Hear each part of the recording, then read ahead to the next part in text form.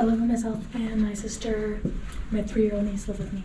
For Ingham County dispatcher Aimee Barajas, it was just like any other night shift at Ingham County's 911 Central Dispatch. She was assigned to East Lansing and expected an easy night until 8:18, when more than a dozen 911 calls came in at the same time. I took one of the original 911 calls, and it was a call of a student. And what did the student tell you? That there was a gunman and that they had shot her friend. She handed the phone to her partner and got on the radio, triggering the massive emergency response to an active shooter at Michigan State University. MSU units, I got a shots fired complaint at Berkey Hall, 509 East Circle. There's going to be a shooting victim. I'm trying to get further. I have a victim who's with the victim online on the phone. It was the beginning of a long night and a lot of coordination. Yeah, all I have so far is that there's a shooter in the hallway, multiple people shot in dorm room or in classroom 114. A lot of it, I can't remember. I just remember doing the initial, getting units out there. I had my partners asking if they wanted other departments, and I said, send everyone we got until we know for sure what's going on. It would take hours to get a handle on what was going on.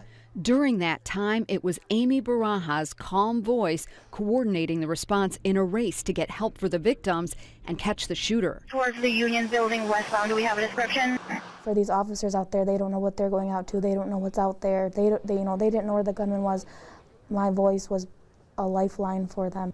Barajas was part of a team fielding the 911 calls. I can't imagine the ones who had to take my coworkers who took those 911 calls all night long. I took one of them and I still hear the screaming. I can't imagine the ones that they took of people, begging to stay on the line with them. 911 Director Barbara Davidson said she never felt so helpless. They're so scared, and they've got you on the phone. It's somebody they can talk to that can maybe help them, and you can't stay on the phone with them. You just can't. There were so many other calls coming in. We had to say goodbye. That was very hard to do. Yeah, you're going to need multiple ambulances. 10-4, we're getting them started from all over. Go. On a typical night here at the Ingham County 911 Dispatch Center, there's about 10 people taking calls and a supervisor on duty. The night of the mass shooting, there was more than 20 people here, fielding some 2,200 phone calls and more than 240 911 texts. People were calling like, oh, we see 3 people with long guns, and what they didn't realize that it was officers who came from home. How do you manage a caller that's maybe on the east side of campus, and then there's another caller on the west side of campus? Somebody had to be able to do that, to be able to manage all of that information to get it to the police. Aimee did a great job keeping all of that organized. Organization and training the Ingham County 911 Center prepares for, hoping never to use, knowing they can help save lives.